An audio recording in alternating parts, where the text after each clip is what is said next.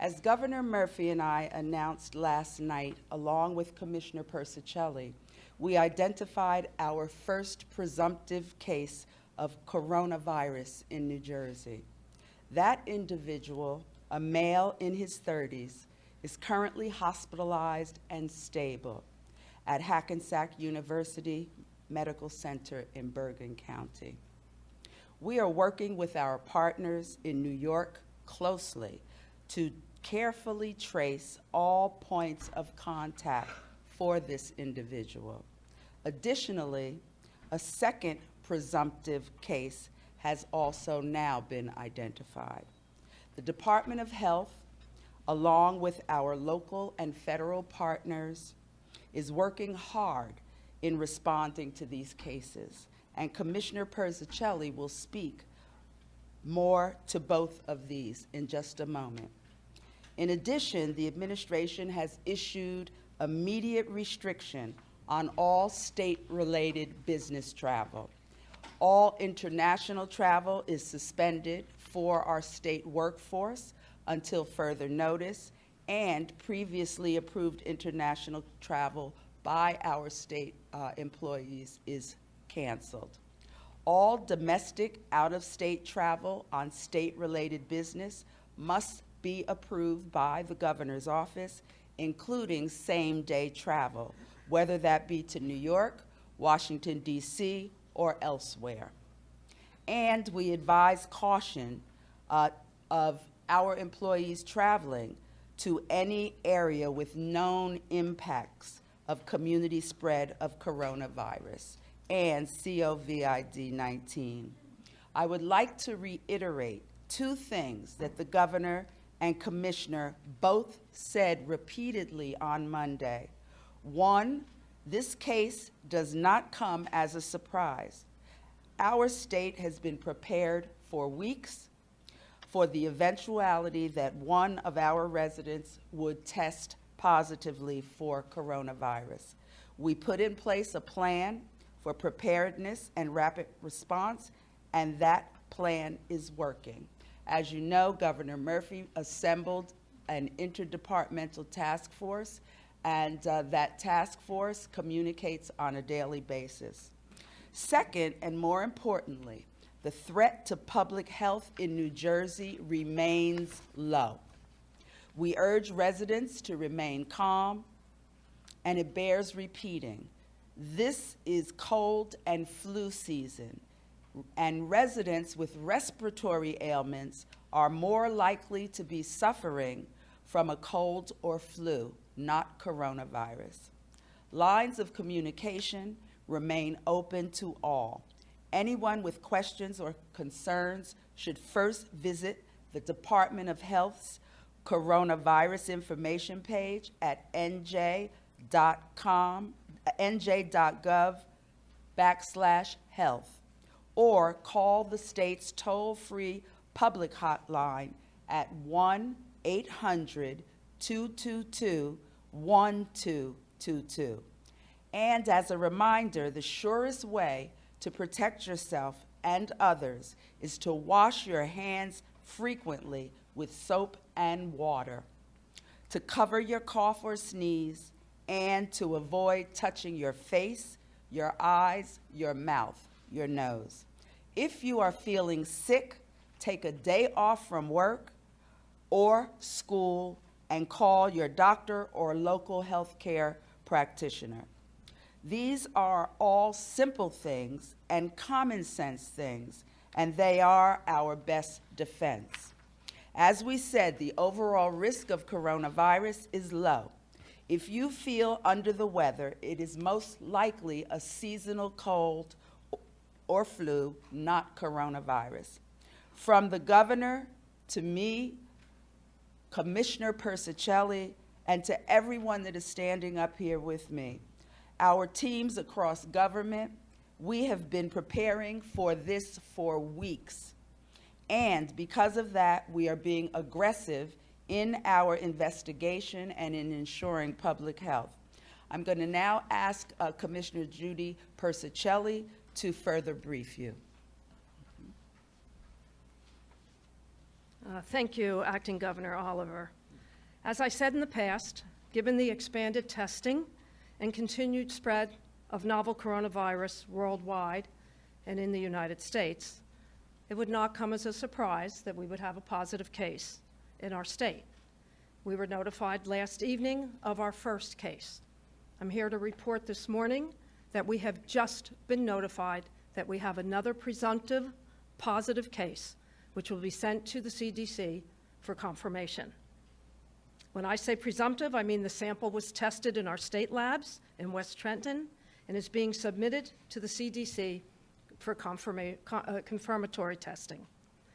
State and local public health officials, authorities are proceeding with their investigations and responding to these activities in our recent notifications. Here is what we know so far about the individual. The case is a male in his 30s who's currently hospitalized in Bergen County and is currently stable. The individual developed symptoms on March 1st and then sought medical care late on March 2nd, first at an urgent care facility in Bergen County, and then was sent to the hospital ED, emergency department, and was subsequently admitted. The hospital appropriately placed the patient in an airborne isolation room since his arrival, and the facility has since been continuing appropriate infection control precautions. From the time he became symptomatic, the patient had limited close contact with other New Jersey residents outside of the healthcare setting. The New Jersey Department of Health, in conjunction with the local health departments, are in the process of identifying healthcare, household, and other close contacts of these cases. These contacts would be assessed as to their level of risk of exposure to the case, and other close contacts would be asked to self-quarantine and monitor for symptoms for a period of 14 days. While we are still investigating the patient's possible source of exposure to the virus that caused COVID-19, at this time we do not have information linking this patient to the Westchester COVID-19 cases. I know even one case of COVID-19 is concerning to the public. There currently is not a vaccine to treat COVID-19, but there are steps you can take to protect yourselves. You've heard this repeatedly. Wash your hands frequently during the day for at least 20 seconds. Use alcohol-based hand sanitizer at 60%. Cover coughs and sneezes. Staying home when you're sick. Avoid close contact with people who are sick. Avoid touching your eyes, your nose, or your mouth. Add clean and disinfect frequently touched objects and surfaces using regular household cleaning spray or wipes. For individuals who have recently returned from China, Iran, Italy, and South Korea, where CDC recommends you avoid all non-essential travel, CDC and the Department of Health are advising that they self-quarantine, self-monitor, and practice social distancing for a period of 14 days from the time the individual left the area with widespread or ongoing community spread. Yesterday, we also issued a notice that any New Jersey resident who attended religious services or religious events at the Temple Young Israel in New Rochelle, New York, on February 22nd or February 23rd to self-quarantine until March 8th. Self-quarantine is an important public health tool used to separate and restrict the movement of people who may have been exposed to a contagious disease to see if they become sick. As COVID-19 spreads across the United States, we will expect to see more cases in New Jersey. Currently, we have 8 persons under investigation and awaiting testing. So far in New Jersey, we have tested 13 individuals. 11 were negative, and as of a half hour ago, 2 have been reported as presumptive positive. However, these numbers are changing rapidly as the number of providers contacting public health to request testing is expanding. The Department of Health has been monitoring this global outbreak since the first week of January to ensure our preparedness at all levels throughout the state. Our teams continue working around the clock to respond to this and any potential cases that come our way. Our internal management team continues to meet daily and assess our response.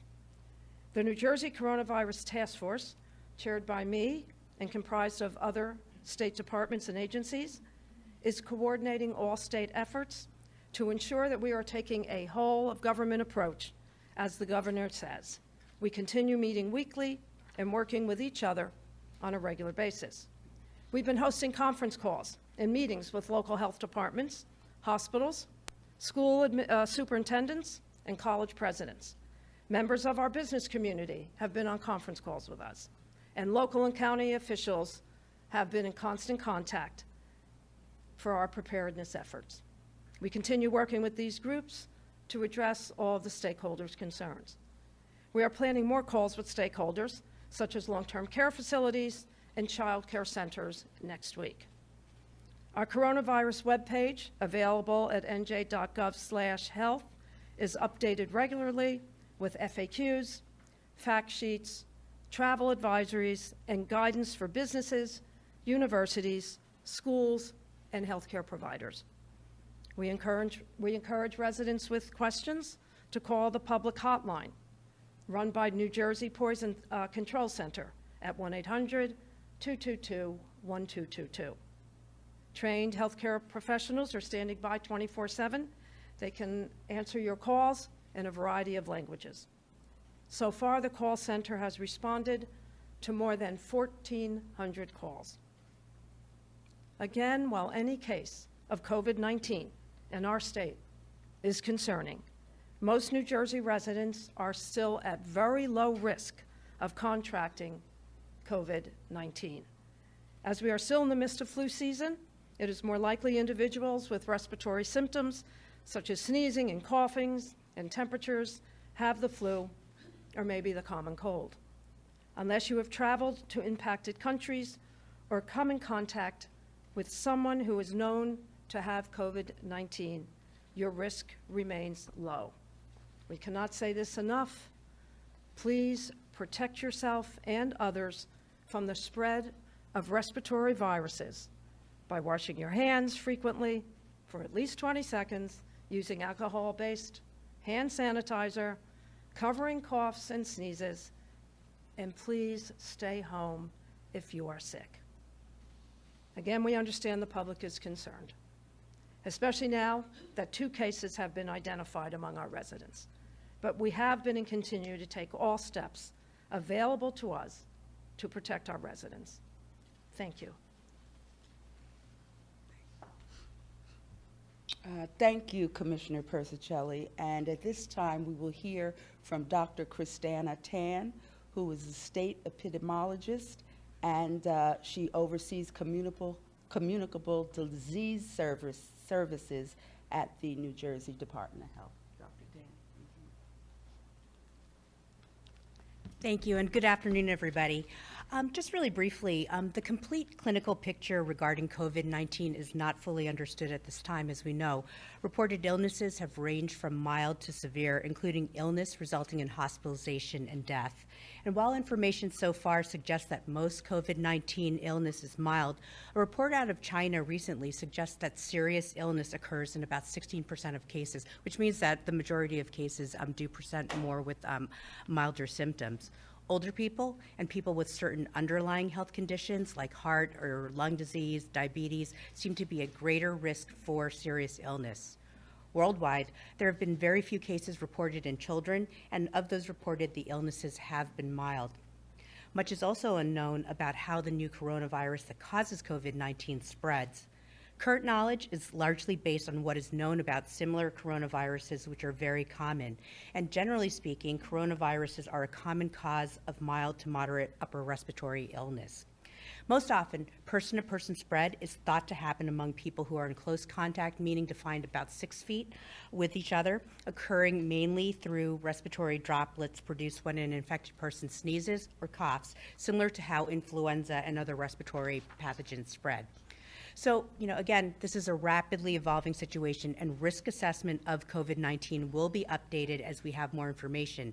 And while we currently have 2 presumptive cases in New Jersey, the risk still remains low for our general population, but it is still slightly higher for those New Jerseyans who have traveled to areas where community transmission of COVID-19 might be occurring, and for those who have had close contact with confirmed cases.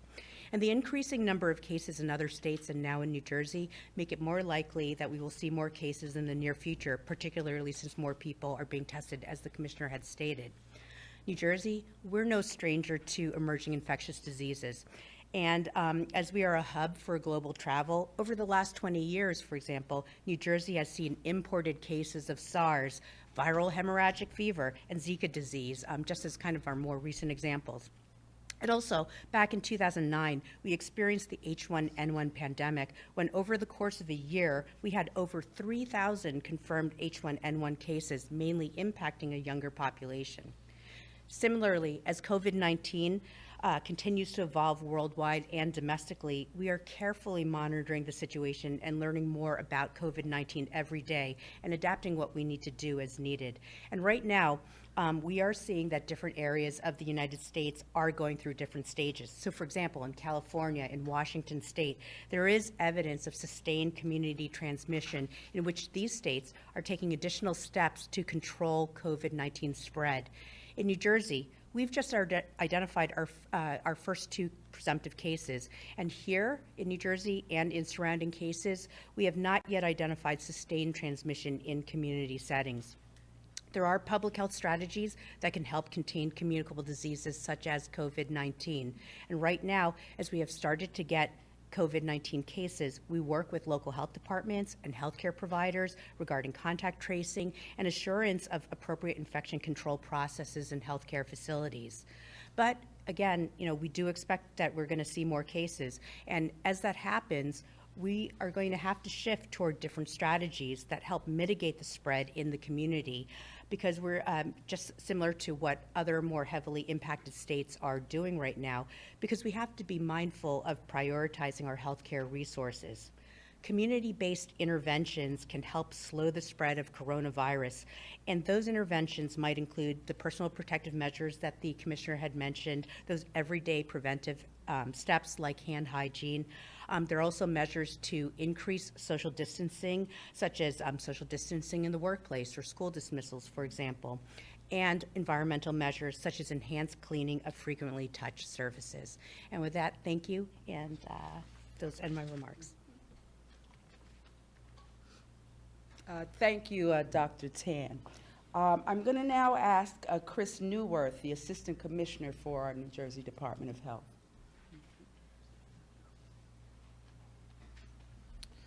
Good afternoon. As we expected, there are many individuals who are interested in being tested for novel coronavirus. Currently, the state lab is the only laboratory in New Jersey conducting tests. As of this morning, we have received a second test kit from the CDC to test an additional 216 patients. We are only testing individuals who meet the CDC criteria for persons under investigation and who have been authorized for testing by the CDC. The time frame between a patient arriving at a healthcare facility to receiving the novel coronavirus test results can be up to 72 hours, considering the necessary approvals, specimen collection process, transportation of the specimens to the lab, and associated lab processing times. In our effort to increase testing capacity across New Jersey, we will be sharing guidance for licensed clinical laboratories to establish their own capabilities for novel coronavirus testing. Once external laboratories are authorized to conduct testing on their own, we will reevaluate PUI testing criteria to reflect our enhanced testing capabilities. Please continue to monitor NJ.gov/health for the latest information and guidance for laboratory testing. Thank you. Thank you, Chris. Now, we have with us today Dr. Sawchuk. Dr. Sawchuk is MD, and he is the regional president of the Northern Market for Hackensack Meridian Health. Thank you, and good afternoon. Last evening, Wednesday, the New Jersey Department of Health notified Hackensack Meridian Health that a patient at Hackensack University Medical Center tested presumptive positive for COVID-19. Rest assured that our team of dedicated healthcare providers has taken every precaution in treating the patient. We are working closely with the New Jersey Department of Health in accordance with protocols provided by the CDC, including isolation of the patient, use of dedicated equipment, and appropriate personal protective equipment. Our patient is resting comfortably and is doing well. Hackensack Meridian Health continues to screen patients in accordance with CDC guidelines. We are routinely engaged in emergency management practices and prepared to manage confirmed cases of COVID-19. Thank you. Thank you, Dr. Sawchuk. And we have with us as well Attorney General Gurbir Grewal. Thank you, Governor. I want to thank Governor Murphy, Acting Governor Oliver, Commissioner Persicelli for their leadership with respect to the state's coronavirus response. I'm here in my role as the Chief Law Enforcement Officer for New Jersey and as the individual responsible for our state's consumer protection efforts through our Division of Consumer Affairs. And I'm here with the simple message for any business or person that seeks to profit from consumer fears of this coronavirus. Simply, don't do it. We take seriously allegations of price gouging. We take seriously allegations of those who might be making misleading claims with regard to the efficacy of certain products to treat or prevent the spread of the coronavirus. And our investigators are out there in the market now, spot checking pharmacies and other businesses for this type of conduct. But unfortunately, I have to report that we've received a number of complaints over the last number of weeks concerning businesses who are engaged in price gouging on products ranging from surgical masks to hand sanitizer. And to date, we've issued 10 complaints or 10 warnings to these businesses to cease these practices. So if anyone suspects that a business is engaged in this type of conduct or making misleading statements, I encourage them to visit the website for our Division of Consumer Affairs, NJ.com. You can get more information there about scams that we have identified in the wake of this public health crisis, and you could also report businesses that are engaged in improper conduct. It's simply unconscionable that businesses in our state, to include pharmacies, are seeking to profit off of the fear of the public at this particular moment. So we stand ready, our inspectors stand ready to root out this conduct and to hold these bad actors accountable. Thank you. Thank you, Attorney General. We'll now hear from Colonel Pat Callahan, the Superintendent of our New Jersey State Police. Thank you, Governor.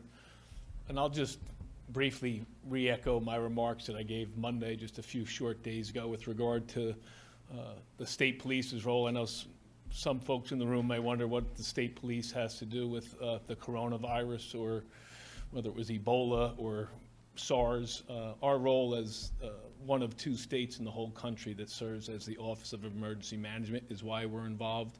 When I speak about preparedness and mitigation, response and recovery, as the Commissioner indicated and the Governor indicated, we've been preparing for this for several weeks now, and that is the primary pillar of emergency management, regardless of the hazard or the disaster. So the efforts that we lend toward preparedness and mitigation will hopefully make us much better in the response and the recovery approach to this, because as the Commissioner indicated, it's probably even though the second presumptive case has been identified, we probably can expect more and the state police and all of our partners assembled here today and throughout the state remain poised and prepared to handle this situation with the utmost fortitude and diligence. Thank you.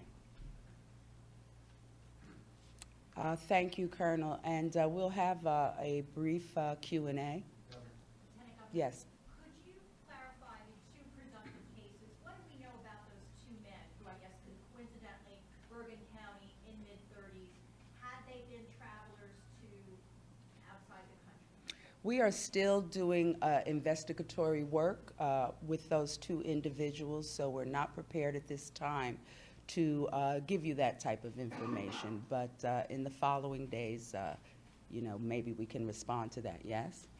Can you tell us where both those individuals work? I understand this takes time to sort out, but certainly somebody has an idea of where they work. As you heard Commissioner Persicelli say, that we do know the movement of one particular case where he and it basically was traveling within the city of New York.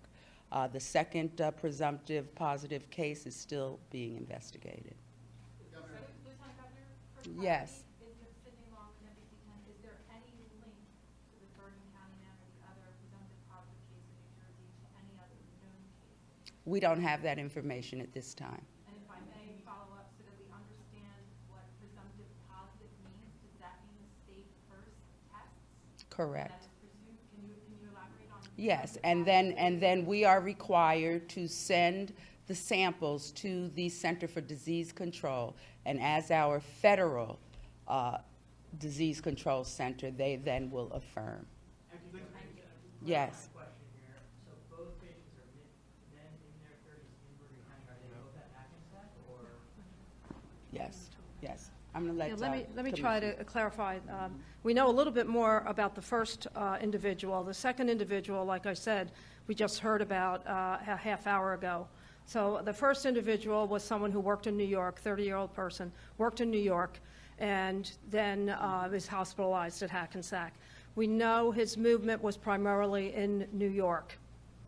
He was not feeling well, came home to his dwelling, and on the night, about 10 p.m., on the 3rd, I think it was, he went to Hackensack.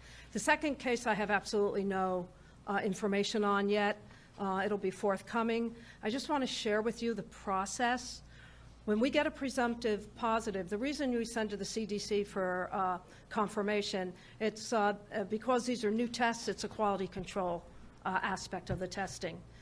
But when we get a presumptive positive, the first thing we do is call the local health officer.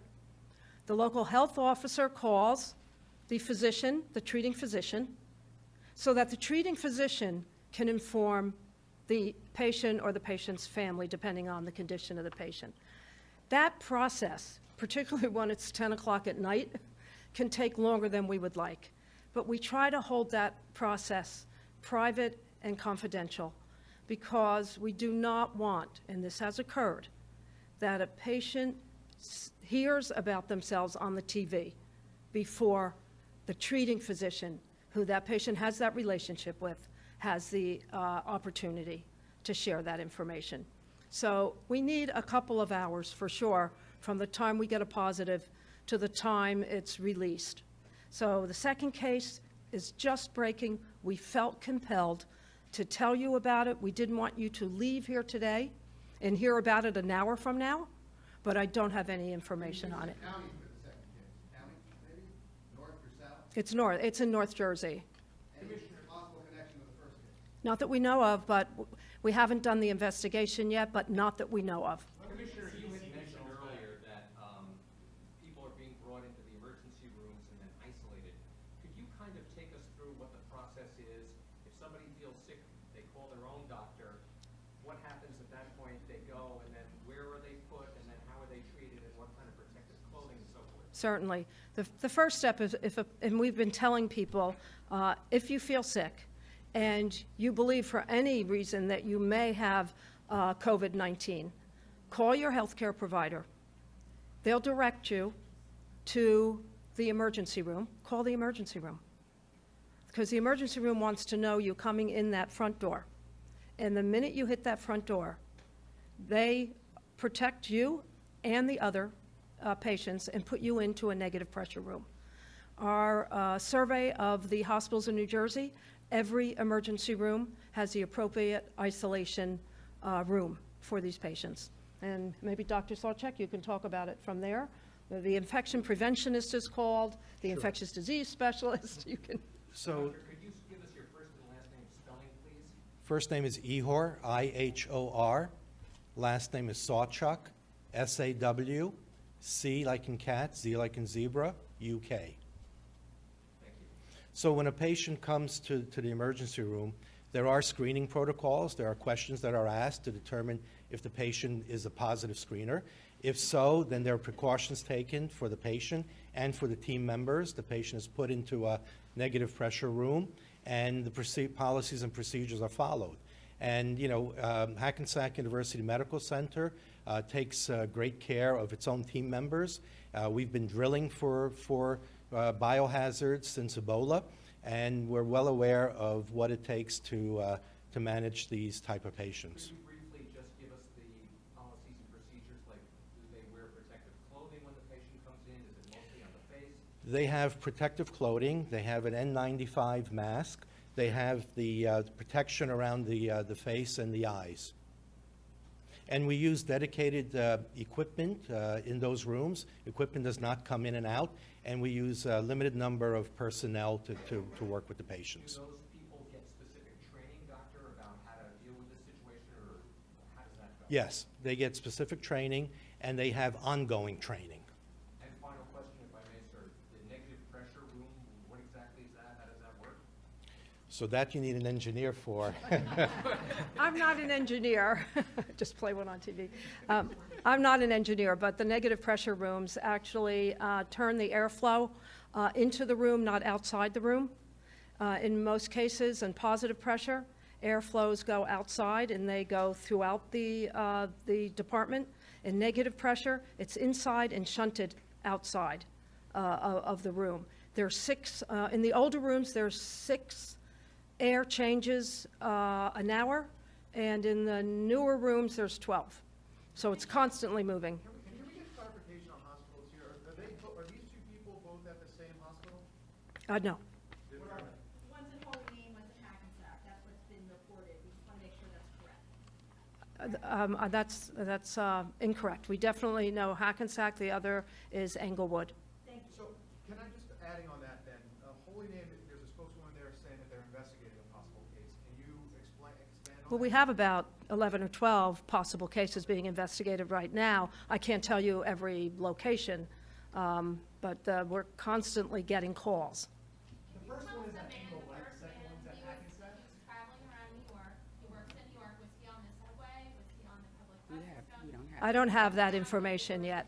I don't have that information. But we are working with New York, by the way, on any case that, like the Westchester, anything that traverses New York to New Jersey, we're in contact with the New York health officials. So I don't have that information. Okay, we're going to take one more question, and this gentleman. The results, as soon as we get confirmation from the CDC. Oh, it will be several. Yeah, yes. I'm sorry, several days or several? I said hours. Can you also just give us an idea? A bunch of us toured a lab in Nutley that's trying to get clearance to test, and I know it was discussed about trying to broaden so more tests can happen. What is the holdup? Because obviously that lab in Nutley that's fully prepared to test has not gotten clearance. Do you know with the federal? Yes, Chris Newworth will give you some more detail on that. So by close of business tomorrow, we will have guidance for those third-party, those external licensed clinical laboratories, the process outlined for them to proceed forward with bringing online the capabilities to test for novel coronavirus. As in New Jersey, those laboratories are licensed by the Department of Health. They have to go through a relatively short process to add the ability to test for novel coronavirus onto their license. And so we're working with those entities that would like to do that so that they can come online as soon as possible. Just to clarify, I'm sorry, I heard you say you're in 8 open tests that you're waiting results from, or was it 11 or 12? I heard both numbers, just wanted to be clear.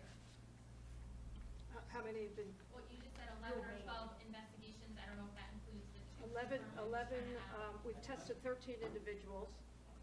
11 were negative. Oh, yeah, but I want to make it clear. Yeah, use if you want to use, they can't hear you.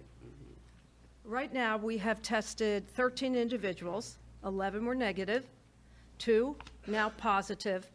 But Dr. Tan reminds me constantly that these numbers are evolving. As we're sitting here or standing here now, more than likely, more tests are being done. So that's as of 2:30. As of your last check, how many test results are you waiting to come back on that are not conclusive yet?